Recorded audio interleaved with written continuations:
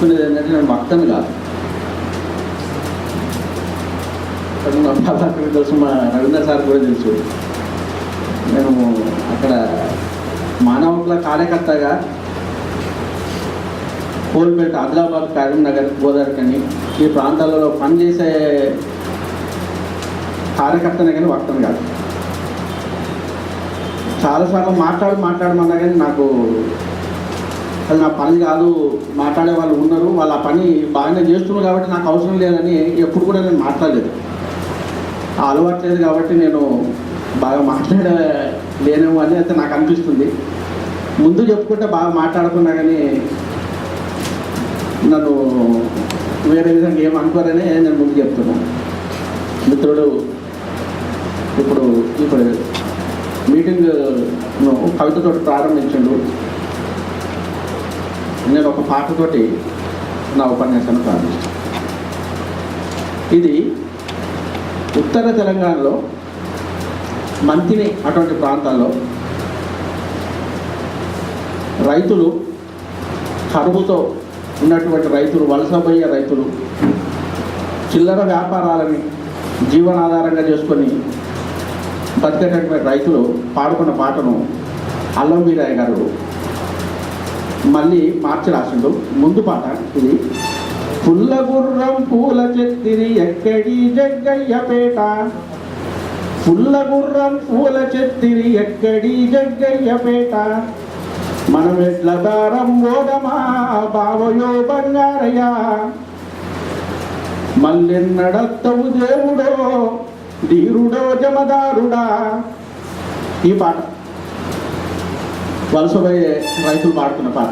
వ్యాపారం నిమిత్తం ఎట్లను అమ్ముకోవడానికి, ఎట్లను కొనుక్కోవడానికి పోయేవారు.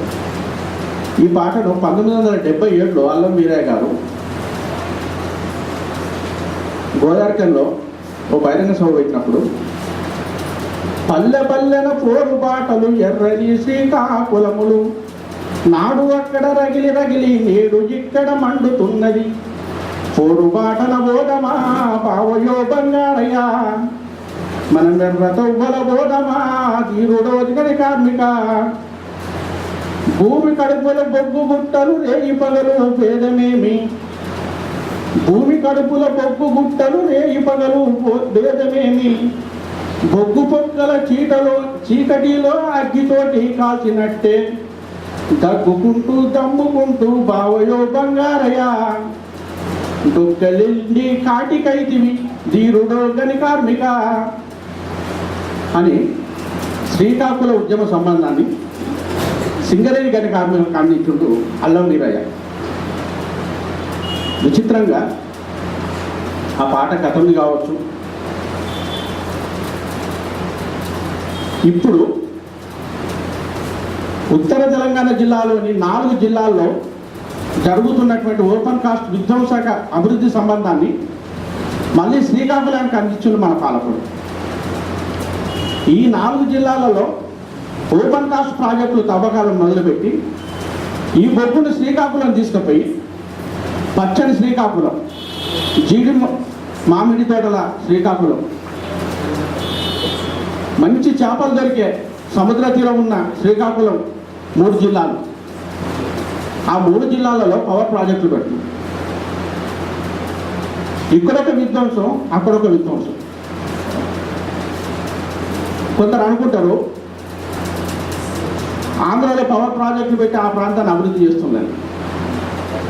ఆ దృష్టికోణం మనకు అవసరం లేదు. ఎందుకంటే ఆ అభివృద్ధిని ఆ ప్రజలు ఒప్పుకోవట్లేదు. కాకరపల్లిలో వ్యతిరేకించిండు, సోంపేటలో వ్యతిరేకించిండు, ఇప్పుడు కొవ్వాడలో అణు విద్యుత్ కేంద్రాన్ని కూడా వ్యతిరేకిస్తుండ్రు. బాగు చేయాలి, అక్కడ కూడా లాఠీ చార్జ్ అయిందని మధ్యాహ్నం కూడా మాకు ఫోన్ వచ్చింది. ఈ విధ్వంసక అభివృద్ధి సంబంధాన్ని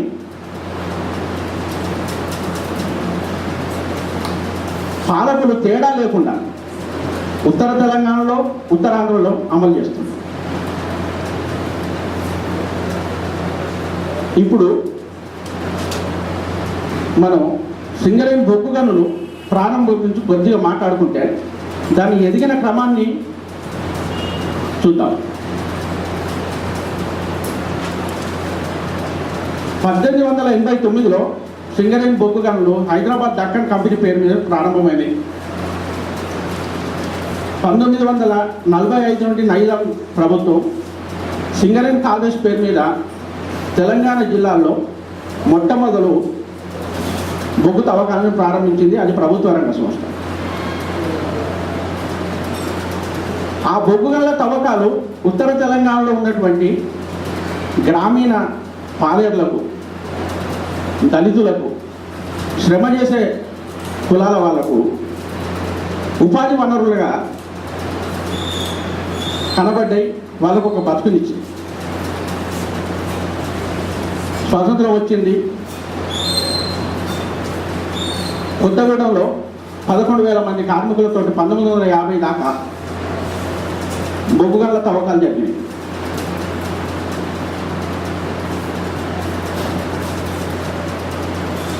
పెట్రోల్ ధరలు పెరుగుతున్నాయి, పవర్ అవసరాలు పెరుగుతున్నాయి, బొగ్గు గనుల విస్తరణ కూడా పెరిగింది. ఆ క్రమంలో బొగ్గు గనులు ఆదిలాబాద్ జిల్లా బెల్లంపల్లి, మందమరి, కరీంనగర్ జిల్లా గోదావరి గనులు కూడా విస్తరించబడ్డాయి. అట్లా పెరుగుతున్నటువంటి బొగ్గు గనులు తెలంగాణ జిల్లాలో, ముఖ్యంగా ఈ ఉత్తర తెలంగాణలో ఉన్నటువంటి 4 జిల్లాలు, మన సారితం ముందు చెప్పిండు, నిజామాబాద్లో బొగ్గు లేదు. గోదావరి నది 2 పాయలుగా మన తెలంగాణలోకి వస్తుంది. ఒకటి కాగజ్ నగర్, సిర్పూర్ కాగజ్ నుండి ప్రాణహిత, నిజామాబాద్ నుండి గోదావరి. ఈ 2 కాళేశ్వరం దగ్గరగా వస్తాయి. త్రివేణి సంగమం అంటుంటారు. ఈ నది గర్భంలో ఎటు 30 కిలోమీటర్ల మేర భూగర్భంలో బొగ్గు పొరలు తయారైంది. నిజామాబాద్ జిల్లాలో లేదు, రామగుండం దగ్గర నుండి మొదలవుతుంది బొగ్గు పొరలని. ఈ గోదావరి గర్భంలో మొదలైనటువంటి బొగ్గు గనులు 1989 వరకు కూడా తెలంగాణ ప్రజలకు కాదు, తెలంగాణ జిల్లాల్లో కూడా వ్యవసాయం మీద ఎటువంటి మార్పు తీసుకొచ్చిందంటే,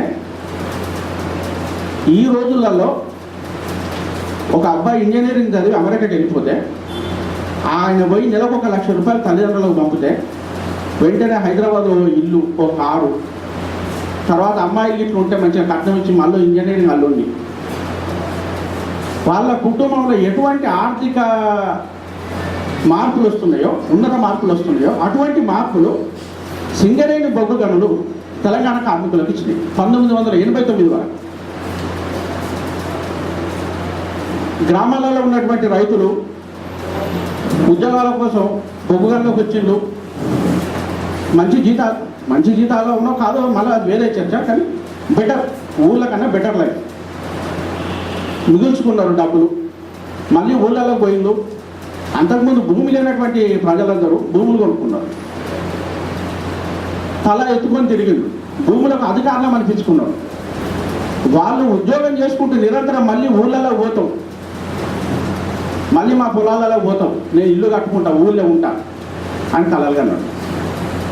అట్లా జమ్మికుంట ప్రాంతంలో నిజామాబాద్ దగ్గర వ్యవసాయంలో వచ్చినటువంటి దిగుబడులకు, అభివృద్ధికి సింగరేణి బొగ్గు గనుల్లో ఉన్నటువంటి కొలువులే ఒక కారణం. అంతటి గొప్ప సామాజిక మార్పును తీసినటువంటి బొగ్గు గనులు 1989 నాటికి 60 బొగ్గు గనులు, 8 ఓపెన్ కాస్ట్లు, 1,20,000 మంది కార్మికులు బతికి. ఇది సంస్థలో ప్రత్యక్షంగా, పరోక్షంగా 10 రెట్ల మంది కార్మికులు బతికిందట. కాలేరు నిత్యం సందడితోటి, కాలేరు మీద కూడా భూమి దొరుకుతుంది అనేటువంటి నమ్మకంతో ఆ ప్రాంతాలు బతికింది. అటువంటి పరిస్థితి తారుమారైంది. ఓపెన్ కాస్ట్ విధానంలో సింగరేణి బొగ్గు తవ్వకాలకు మార్పు చెందినప్పటి నుంచి 2 పద్ధతులు. బొగ్గు గనులు బోర్డు ఉంటే బాగుండేది. ఒక సొరంగాన్ని తవ్వి భూమిలోకి పోయి బొగ్గు తీసుకొచ్చుకోవడం ఒక పద్ధతి అయితే, భూమిని మొత్తం మట్టినంతా తీసేసి కింద ఉన్నటువంటి బొగ్గు పొరలన్నీ తీసేసుకోవడం ఒక పద్ధతి. ఈ రెండో పద్ధతి ఓపెన్ కాస్ట్ పద్ధతి. ఇది విధ్వంసకర పద్ధతి, టన్నల్ పద్ధతి. చిన్న సొరంగాన్ని చేసుకొని భూమిలోకి వెళ్ళిపోయి బొగ్గును మనం పైకి తెచ్చుకుంటాం. సర్ఫేస్ పెద్ద డిస్టర్బింగ్ కాదు, ఒకవేళ కుంగితే కుంగుంది, పెద్ద విషయం కాదు. కొన్ని రోజుల తర్వాత కింద భూములలో భూమి పొరలు అడ్జస్ట్ చేసుకుంటుంది, మళ్ళీ మనం ఉపరితలాన్ని దేనికైనా ఉపయోగించుకోవాలి. ఆ పద్ధతికి పూర్తిగా స్పష్టి చెప్పి మేనేజ్మెంట్ ఓపెన్ కాస్ట్ ప్రాజెక్టులకు ప్రాధాన్యత ఇచ్చింది, పెంచింది. అప్పటి వరకు సింగరేణి కార్మికులకు వేజ్ బోర్డు కావాలని, సౌకర్యాలు కావాలని, సంక్షేమ అవసరాలు కావాలని కార్మిక ప్రాంతంలో పోరాటాలు జరిగినాయి, సాధించుకున్నారు. కానీ ఓపెన్ కాస్ట్ల విధ్వంసం మీద ఏ ఉద్యమాలు కూడా ఒక స్పృహ రాలేదు. వాస్తవం ఇది రాకపోవడానికి కారణం ఆ ఉద్యమాల వివక్షతను అది కాదు, కానీ ఆ ప్రభావాలు ప్రత్యక్షంగా పల్లెల మీద మొదట్లో పడలేదు. ఒక ఓపెన్ కాస్ట్ వచ్చినప్పుడు 77లో ఓఓసి 1 వచ్చింది. దాని ప్రభావాలు గుర్తించే వరకు 20 ఏళ్ళు పట్టింది. బహుశా దాని ప్రభావాలు గుర్తించినటువంటి మొట్టమొదటి వ్యక్తి మన మధ్య ఉన్న మన జగనన్న. మరో సరస్వతి కానున్న గోదావరి అని ఓపెన్ కాస్ట్ ఇట్లా అవ్వకుండా పోతే గోదావరి నది ఎండిపోయి, గోదావరి నది మాయమైపోయి సరస్వతి నదిలాగా అది యాదృశ్యం అయిపోద్దని మొట్టమొదలు మా జగనన్న ఒక వ్యాసం రాసి ఒక కరపత్రం వేసి దాన్ని పంచింది. ఆ పరంపరను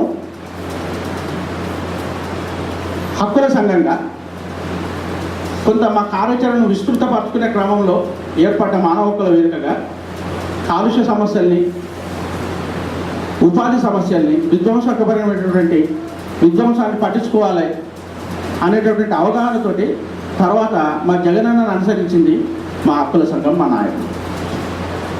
సార్ పేరు చెప్పిండు, ఊరికే చెప్పాల్సిన అవసరం. గోదావరి కింద దగ్గర వచ్చినటువంటి ఓసీ 1, ఓసీ 2, ఓసీ 3, ఓసీ 4 ఈ 4 ఓపెన్ కాస్ట్ల కింద ఒక్కొక్క ఓపెన్ కాస్ట్ కింద 5 ఊర్లు పోయి 5 ఊర్లకు చెందిన 5 నుండి 10,000 ఎకరాల భూమి పోయి. ఇప్పుడు మనకు వైఎస్ రాజశేఖర రెడ్డి వచ్చిన తర్వాత R&R పాలసీ అని ఒకటి తీసుకొచ్చింది, కానీ అప్పటికైతే ఆ పాలసీ కూడా లేదు. తోచిన పైసలు చేతిలో పెట్టి కోర్టుకు పోమన్నది. 35 ఏళ్ళు పట్టింది ఒక్కొక్క కేసు తేలడానికి.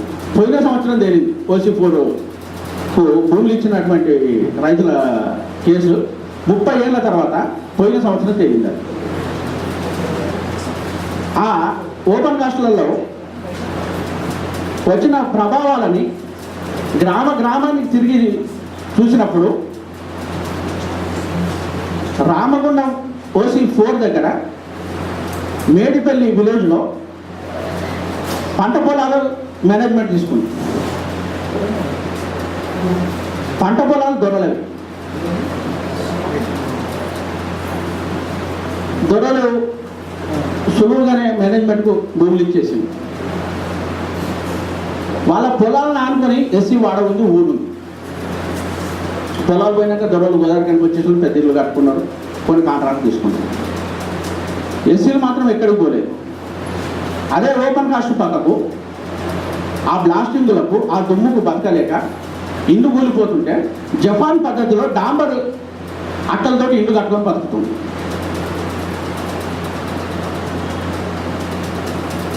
ఇప్పుడు మా ఊరిని తీసుకొని మాకు ఇంకొక దగ్గర ఇవ్వండి అంటే 25-30 ఏళ్ళు అవుతుంది వాళ్ళని పట్టించుకున్న పాపన పోలీసు.